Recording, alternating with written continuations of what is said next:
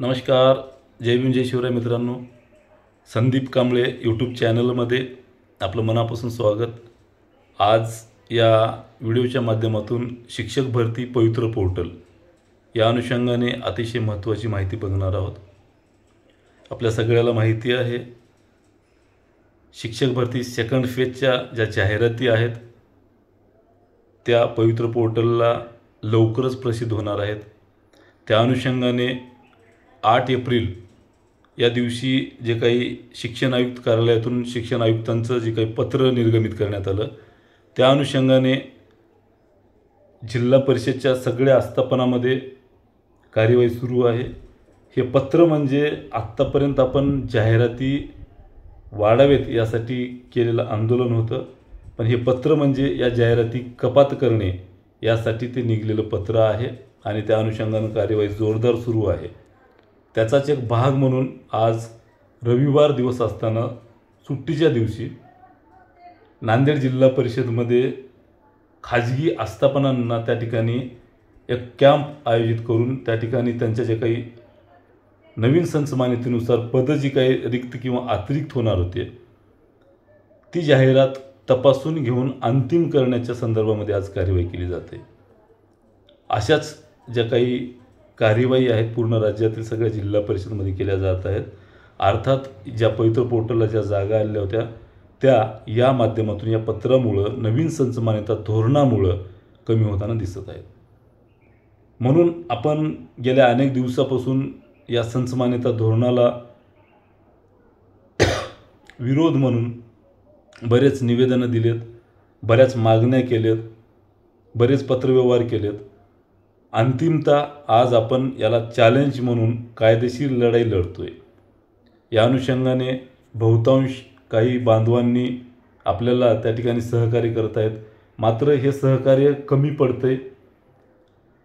त्या ठिकाणी सहकार्य करण्याची भावना जी आहे ती कुठेतरी नगण्य दिसली. म्हणून काही अभियोक्ताधारकांनी आपल्याला सूचना केल्या की काही क्लास चालक आहेत तर त्यांच्याकडे विनंती करावी जेणेकरून आपल्याला त्याचा फायदा होईल. त्याचा भाग म्हणून मित्रांच्या किंवा भावी शिक्षकांच्या विनंतीला मान देऊन त्या पद्धतीनं वाटचाल केली आपण आणि त्याचा भाग म्हणून त्या विनंतीला एक मदतीचा हात समोर म्हणून मास्टर टीचर अकॅडमी किंवा रहमान पठाण सर यांच्या माध्यमातून आपल्याला त्या ठिकाणी अर्थसहाय्य म्हणून एक मुलांच्या हितासाठी काम करत आहेत म्हणून मुलांच्या हितासाठी म्हणून त्या ठिकाणी फुलनं फुलाची पाकळी म्हणून मदत मिळाली. आपल्याला माहिती आहे 25,000 रुपयांची त्यांनी मदत केलेली आहे. आणि दुसऱ्या बाजूला परवाच्या दिवशी इग्नाईट जी काही अकॅडमी आहे यांच्याकडनं आपल्याला कॉल आला आणि त्या ठिकाणी सुद्धा विजय शेळके सर असो किंवा मग बापू गायकवाड सर असो यांनीसुद्धा फार सविस्तर त्या ठिकाणी चर्चा करून त्यांनी पण मदतीचा जो काही हात आहे तो समोर केला आहे.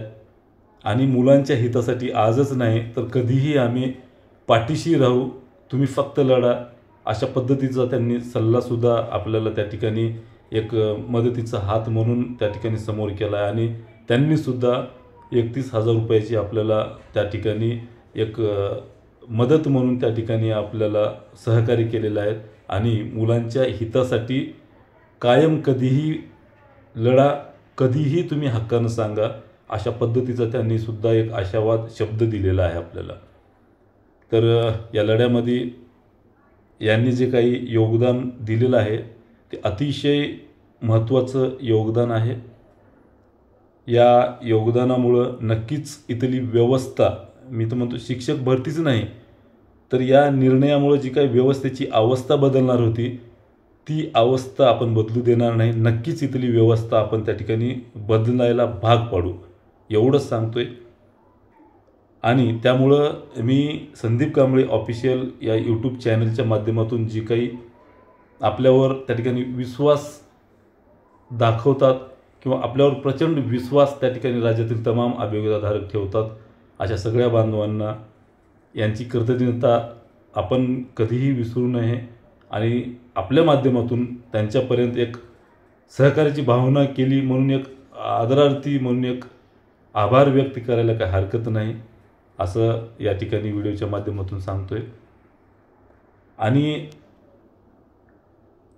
जो आमच्या विद्यार्थ्यांच्या हितासाठी आपल्यासोबत उभा राहील, त्यांच्या पाठीशी Sandeep Kamble official YouTube channel आणि संदीप कांबळे शिक्षक भरती परिवार कायम तुमच्या सोबत उभा राहील, हा शब्दसुद्धा आपल्या सगळ्यांना या चॅनलच्या माध्यमातून मुलांच्या वतीनं मी तुम्हा सगळ्यांना देतोय.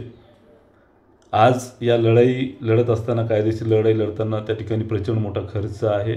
त्याच्यामध्ये अजून आपल्याला अशी दानशूर मुलांच्या हितासाठी जी काही काम करणारी युनिटीज गट आहेत किंवा संस्था, क्लास चालक आहेत, अशा लोकांनी पुढे यायचं काळाची गरज आहे. तुम्हा सगळ्यांना पुन्हा अजून एक अशीच विनंती असणार आहे की आपण पूर्ण फुलाची पाकळी म्हणून त्या ठिकाणी सहकार्य करावं. नक्कीच आम्ही हा निर्णय जो आहे तो शासनाला मागे घ्यायला भाग पाडू. कायदेशीर लढाई लवकरच आपण त्या संदर्भामध्ये पावलं समोर टाकत आहोत. नक्कीच मला विश्वास आहे 100% आपल्याला या ठिकाणी यश त्यामध्ये मिळणार आहे. आता यावर नंतर सविस्तर बोललेलंच मी. तुर्तास थर्ड टेटच्या अनुषंगाने एक सकाळ वर्तमानपत्रामध्ये बातमी आली. त्या बातमीमध्ये बऱ्याच शिक्षणाधिकारी आणि त्या ठिकाणी परीक्षा परिषदेचे आयुक्त, अध्यक्ष यांचासुद्धा त्या ठिकाणी कोट दिला आहे, रेफरन्स दिला आहे. बातमी करणे ही योग्य बाब आहे. शिक्षक भरतीच्या अनेक समस्या त्या ठिकाणी लावून धरले जातात, पण त्या बातमीमुळं खरंच बदल होतोय का की संभ्रम निर्माण होतोय, हे पण पडताळणं हे माझं काम आहे, आपलं काम आहे. म्हणून ती बातमी जी आहे ती जरी त्याच्या भावना योग्य असतील किंवा हेतू जरी योग्य असला तर नक्कीच त्या बातमीला घेऊन माझ्याकडे अनेक प्रॉब्लेम्स मुलांची येत आहेत. म्हणून त्या ठिकाणी बातमीवर मला थोडंसं प्रकाश टाकावं वाटतं आहे किंवा मुलांपर्यंत या भावना पोहोचाव्या अशा वाटत आहेत. म्हणून त्या बातमीमध्ये जे काही सांगितलेलं आहे की परीक्षा परिषदेचे अध्यक्ष म्हटलेलं आहे, त्याच्यामध्ये महेश पालकर सरांनी सांगितलं आहे. तर तुमच्या माहितीसाठी सांगतोय, परीक्षा परिषदेचे अध्यक्ष जे आहेत ते महेश पालकर सर नाहीत, तर त्या ठिकाणी नंदकुमार बेडसे सर आहेत. तर यावरूनच समजून जा की बातमी किती सत्यता आहे त्या बातमीमध्ये. तर ती बातमी तुम्ही वाचल्याच्या नंतर मी म्हटलं ना, शिक्षक भरतीच्या अनुषंगाने त्या ठिकाणी जी काही आवाज उठवला जातो आहे प्रसारमाध्यमातून तो योग्य आहे, पण त्याच्यामध्ये जर चुकीच्या पद्धतीनं किंवा मुलांमध्ये गैरसमज निर्माण होणारा असा आशय त्या ठिकाणी जातो आहे आणि त्याचा पडसाद जो आहे तो माझ्याकडे येतो आहे. मुलं माझ्याकडे येऊन चौकशी करतात, सर हे बरोबर आहे का, हे बरोबर आहे का, तेव्हा मग मला उत्तर द्यावं लागते. म्हणून यावरूनच समजून जा की त्या बातमीमध्ये किती सत्यता आहे. मग आता तुमचा प्रश्न असेल की मग थर्ड टेटच्या बाबतीत काय सद्यस्थिती काय आहे. तर थर्ड टेटच्या बाबतीत रात्री मी स्वतः परीक्षा परिषदेचे आयुक्त श्रीमती अनुराधा ओक मॅडम यांच्यासोबत बोललो आहे रात्री उशिरापर्यंत, जवळपास मला वाटते 8:30-9च्या दरम्यान. तर त्यांच्याकडे जो काय आपण 13 कलमी कार्यक्रम दिला आहे परीक्षा परिषदेकडे टेट 3 आयोजनाच्या संदर्भात, त्यावर त्यांनी स्पष्ट सांगितलं की कार्यवाही सुरू आहे आमची आणि पुढील अधीक्षक यांच्यासोबतसुद्धा बोललो आहे मी की या महिन्याच्या लास्ट वीकपर्यंत आवेदन अर्ज प्रक्रिया सुरू होईल असं त्यांनी सांगितलं होतं. आणि रात्री ओक मॅडम यांच्यासोबत बोलताना त्यांनी पण म्हटलं की आमचं काम सुरू आहे, लवकरच त्या संदर्भामध्ये जे काही निर्णय आहेत ते तुमच्यासमोर येतील आणि लेट्स सी, बघत राहा फक्त, अशा पद्धतीचा त्यांनी त्या ठिकाणी सुतोवाच दिलेला आहे. अर्थात लवकरच थर्ड टेटच्याबद्दल त्या ठिकाणी आपल्या सगळ्याला एक पॉझिटिव्ह किंवा एक जी काही आवेदन अर्ज प्रक्रिया आहे आपण ज्याची वाट बघतोय की लवकर झाली पाहिजे परीक्षा, तर या संदर्भामध्ये एक सकारात्मकता त्या ठिकाणी दिसून येईल. अशा पद्धतीचं त्या ठिकाणी आपण चर्चा केल्याच्यानंतर एक निष्पन्न झाले किंवा चर्चा केल्याच्यानंतर अधिकारी वर्गांनी आपल्याला अवगत केलेलं आहे. आता उरतोय प्रश्न, परीक्षा होईल ठीक आहे, पण परीक्षा झाल्याच्या नंतर त्याच्या जागा येतील का. बरेच लोक इकडे तिकडे मॅसेजच्या माध्यमातून म्हणतात की एवढे जागा येतील थर्ड टेटवर, तेवढे जागा येतील. मला प्रश्न पडतोय, सेकंड फेजमध्येच जागा येत नाही आहेत तर थर्ड टेटला कुठून येणार आहे जागा.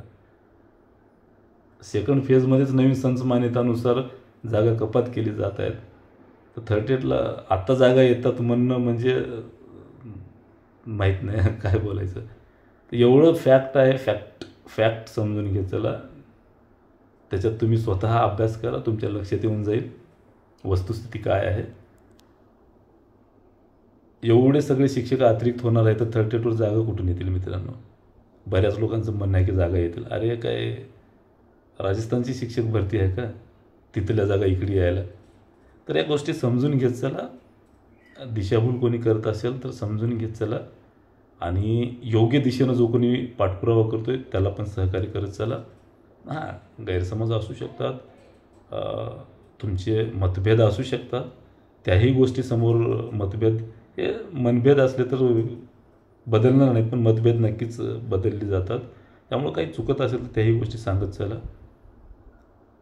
मात्र अंतिम सांगतोय तुम्हाला, नवीन संच मान्यता धोरण रद्द केलं तरच शिक्षक भरतीच्या जाहिराती येतील.